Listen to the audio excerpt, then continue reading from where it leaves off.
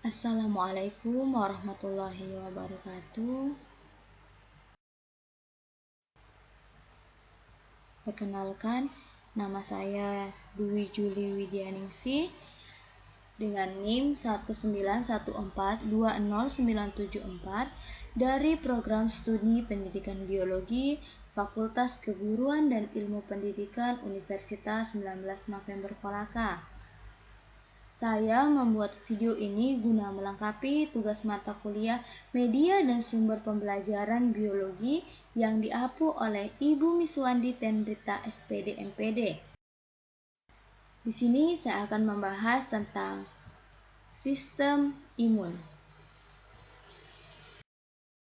Adapun tujuan dari pembelajaran ini, setelah mengikuti proses pembelajaran, peserta didik diharapkan mampu menjelaskan tentang sistem imun yang meliputi pengertian antigen dan antibodi, jenis mekanisme sistem imunitas, penyebab sistem imunitas itu menurun, dan imunisasi.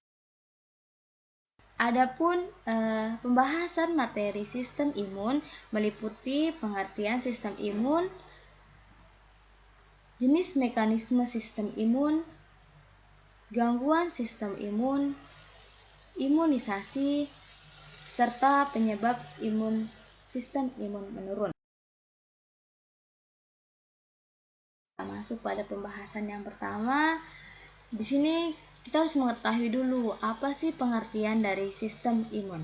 Nah, sistem imunitas itu merupakan sistem pertahanan atau kekebalan tubuh yang memiliki peran dalam mengenali dan menghancurkan benda-benda asing atau sel abnormal yang merugikan tubuh kita.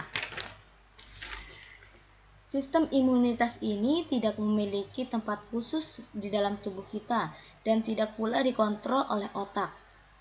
Kemudian sistem imunitas ini berbentuk sel-sel tertentu yang berfungsi sebagai pasukan pertahanan dalam tubuh kita dalam memerangi patogen yang sudah disebutkan tadi. Nah, yang berpotensi menyebabkan gangguan pada tubuh kita saat patogen masuk ke dalam tubuh kita, antigen atau molekul yang terletak dalam dinding sel bakteri atau lapisan organisme merangsang sistem imunitas dalam tubuh kita untuk menghasilkan antibodi untuk melawan dan melindungi tubuh kita.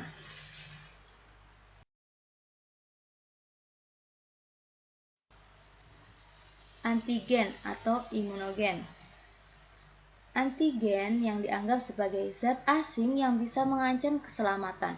Antigen juga bisa berasal dari luar tubuh kita. Antigen itu merupakan zat yang merangsang respon imunitas, terutama dalam menghasilkan antibodi. Nah, kita masuk kepada antibodi atau imunoglobulin. Antibodi adalah protein larut yang dihasilkan oleh sistem imunitas sebagai respon terhadap keberadaan suatu antigen dan akan bereaksi dengan antigen tersebut. Oke, kita masuk pada pembahasan yang kedua, yaitu jenis mekanisme sistem imun. Nah, jenis mekanismenya ini terbagi atas dua, yaitu respon imun non-spesifik dan respon imun spesifik. Respon imun non-spesifik itu terbagi atas dua lagi. Yang pertama itu eksternal dan internal. Oke, kita bahas dulu tentang respon imun non-spesifik.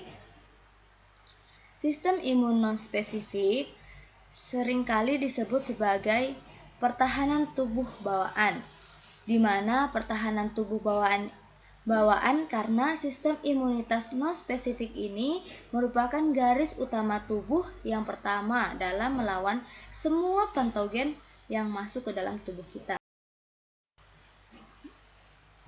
Nah, tadi sistem imun non-spesifik itu terbagi atas dua, yaitu pertahanan non-spesifik internal dan eksternal. Kita bahas dulu tentang pertahanan non-spesifik eksternal. pertahanan pertama tubuh yang paling luar dan tugasnya melindungi agar antigen tidak masuk ke dalam tubuh kita. Jadi, pertahanan non-spesifik eksternal ini yaitu pertahanan yang pertama yang paling utama di dalam tubuh kita. Contohnya, kulit dan membran mukosa atau selaput lendir. Membran mukosa adalah kelenjar yang menghasilkan sekresi berupa lendir. Membran mukosa itu melapisi beberapa organ dalam kita seperti paru-paru, saluran pencernaan, serta beberapa bagian yang terpapar langsung oleh lingkungan luar seperti telinga, kelopak mata, dan lubang hidung. Oke, kita beralih pada pertahanan non-spesifik internal. Pertahanan kedua tubuh. Maksudnya, sistem ini akan bekerja jika antigen yang berhasil masuk ke dalam tubuh kita. Pertahanan ini berupa sel darah putih, sel pembunuh alami, dan peradangan. Sel darah putih di sini terdiri atas neutrofil, monosit, dan eosinofil. Sel pembunuh alami bertugas untuk membunuh sel-sel yang terinfeksi.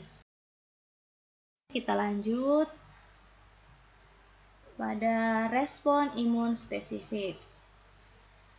Pertahanan tubuh spesifik merupakan pertahanan ketiga tubuh dan bekerja jika antigen berhasil masuk ke dalam tubuh dan telah melewati sistem pertahanan tubuh non-spesifik. Nah, sistem pertahanan tubuh spesifik ini yaitu limfosit. Limfosit itu terdiri atas dua macam, yaitu limfosit B dan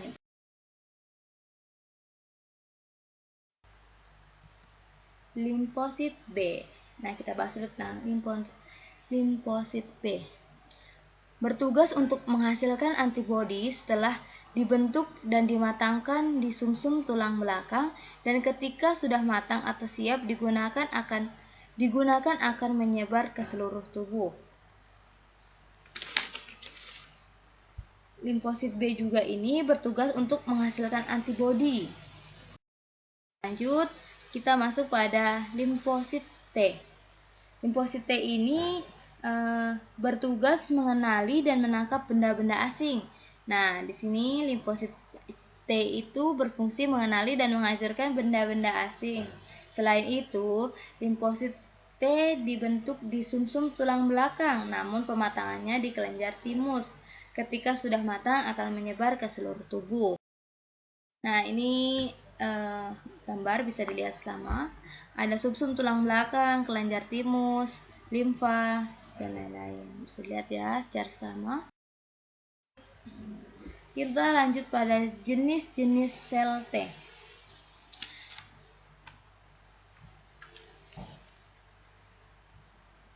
Jenis-jenis sel T yaitu yang pertama, limfosit T sitotoksik. Ini yaitu menghancurkan sel yang terinfeksi. Juga limfosit T sitotoksin ini juga berfungsi untuk menyerang dan membunuh mikroorganisme, bahkan dapat membunuh sel-sel tubuh yang mengandung antigen.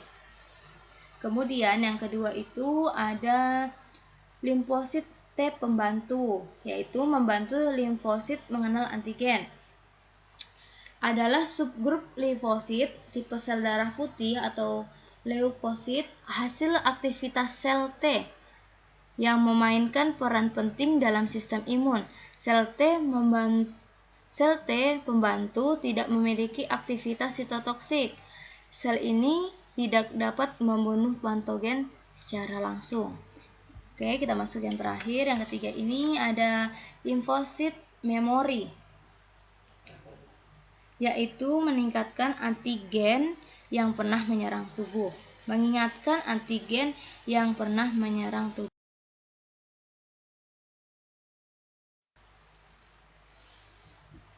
Oke, kita masuk pada gangguan pada sistem imun.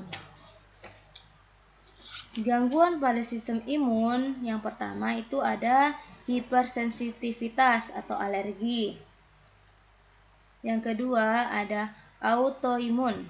Yang ketiga ada imunodefisiensi. Dan yang terakhir ada isoimunitas. Kita harus ketahui dulu apa sih hipersensitivitas dan lain-lain.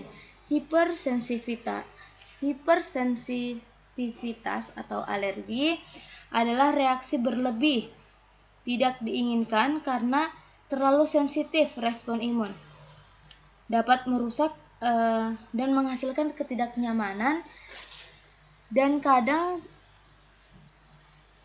berakibat fatal yang dihasilkan oleh sistem imun. Yang kedua, autoimun. Autoimun ini adalah kondisi ketika kekebalan tubuh seseorang menyebabkan atau menyerang tubuhnya sendiri. Nah, adapun faktor-faktor yang dapat menyebabkan autoimun itu meliputi berjenis kelamin perempuan, memiliki riwayat penyakit autoimun dari keluarga atau bawaan, merokok, terkena paparan bahan kimia atau cahaya matahari langsung. Nah, kita masuk pada imunodefisiensi. Adalah kondisi di mana kemampuan sistem imun untuk melawan infeksi mengalami gangguan atau melemah. Kemudian yang terakhir, isoimunitas atau aloimunitas adalah keadaan ketika tubuh mendapatkan kekebalan tubuh dari individu lain yang melawan sel tubuhnya sendiri. Misalkan ini biasanya muncul pada saat kita transfusi darah atau pencakokan organ.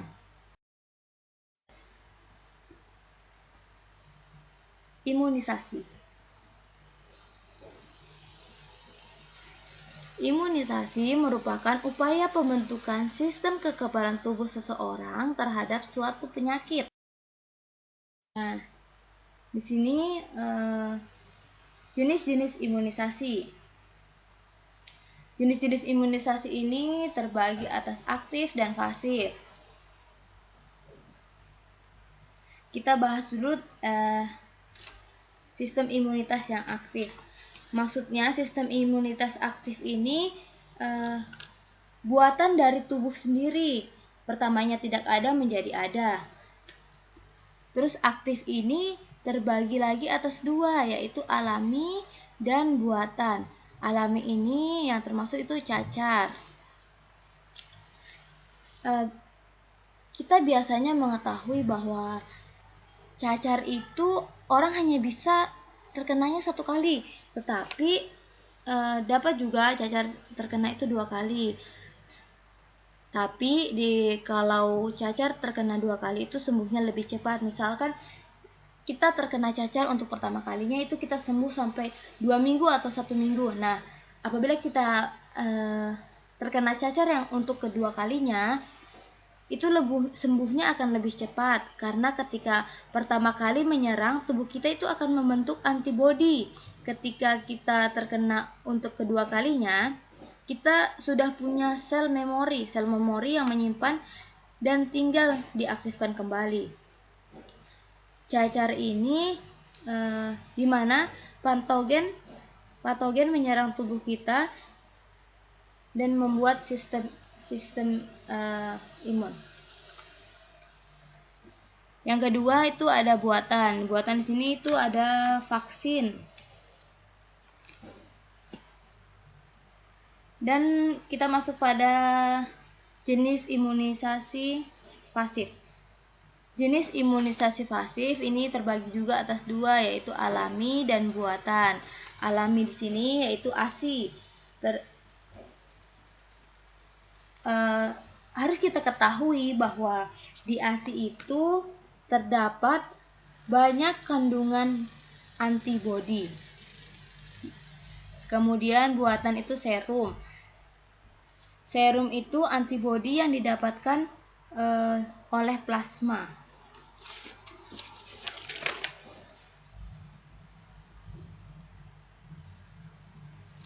Oke, penyebab sistem imun menurun. Yang pertama, kurangnya asupan nutrisi. Kurangnya asupan nutrisi juga mempengaruhi atau menjadi penyebab sistem imun itu akan menurun. Yang kedua, ada dehidrasi. Dan yang ketiga, stres. Yang keempat, kurang gerak atau kurang olahraga. Dan yang terakhir itu diakibat karena kurang tidur. Tubuh itu tidak dapat bekerja secara efektif apabila manusianya kekurangan tidur. Itu saja yang dapat saya sampaikan tentang materi sistem imun ini. Saya ucapkan sekian dan terima kasih. Wabillahi taufik wal hidayah. Wassalamualaikum warahmatullahi wabarakatuh. Semoga materi ini bermanfaat bagi orang banyak.